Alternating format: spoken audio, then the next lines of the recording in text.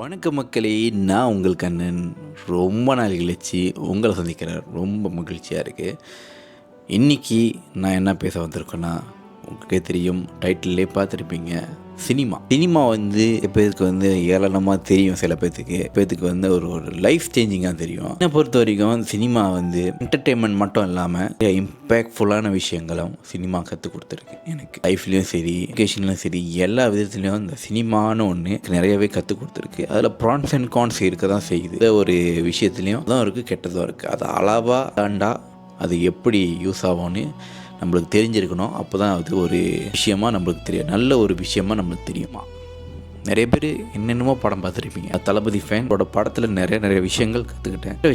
நல்ல விஷயங்களை கற்றுக்கிட்டேன். அதனால் நிறைய விஷயங்கள் மோட்டிவேட்டாக இருக்குது. சில நேரத்தில் டவுனாக இருக்கும் போதும் சினிமா தான் என்னைய கை தூக்கி விட்ருக்கு சொல்லுவேன். நிறைய பேர்த்தோட வாழ்க்கையும் கை தூக்கி விட்ருக்கு. சில பேர் கூத்தாடி பேர் சினிமாக்காரன் மாதிரி ஒரு இத்தனமான திங்கிங்கில் அப்யூஸ் பண்ணுறாங்க. பட் அவங்களே அந்த பின்னணியில் தான் வருவாங்க. டிக்லேயும் சரி, எந்த விஷயத்துலையும் சினிமா கொஞ்சம் நல்லதாக இருந்தாலும் நிறையவே கெட்டதாகவே பார்ப்பாங்க. அவங்களுக்கு தெரியறதில்ல சினிமா தான் அவங்கள தூக்கி விட்ருக்கு ஏதோ ஒரு விஷயத்துலன்னு. இது தெரிய மாட்டேங்குது. இதில் கொஞ்சம் வருத்தமாக தான் அவங்க அந்த சினிமாலேருந்து லைன்லேருந்து தான் வந்திருப்பாங்க. பட் கேவலமாக பேசுவாங்க.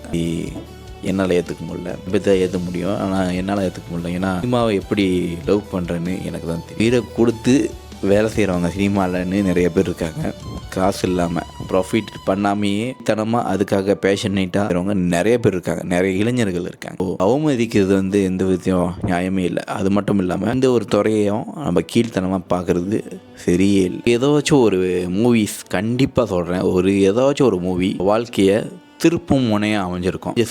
நிறைய விஷயங்கள் நீங்கள் மாற்றிருப்பீங்க அந்த படத்தினால.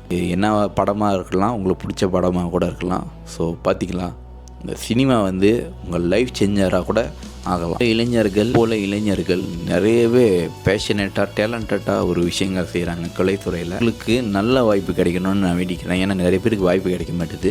So keep trying. இப்போ கிடைக்கும். பார்க்குறவங்க டைரக்டராக இருக்கட்டும், இருந்தாலும் அவங்களோட டேலண்ட்டை பார்த்து போயிடுங்க. இதுதான் அவங்களோட சினிமா துறையை ஹெல்த்தியாக்கும். பஸ்க்காகவும் இன்ஃப்ளூசருக்காகவும் பார்த்து எடுத்திங்கன்னா நம்ம வாழாது. பஸ்க்காக பார்க்கலாம், ஏன்னா காசு ரொம்ப ரொம்ப இம்பார்ட்டன்ட் தான். பட் டேலண்ட் ப்ளஸையும் பண்ணி பார்த்தீங்கன்னா ஒரு ப்ராஃபிட்டபிளான இடமா சினிமா அமையும்.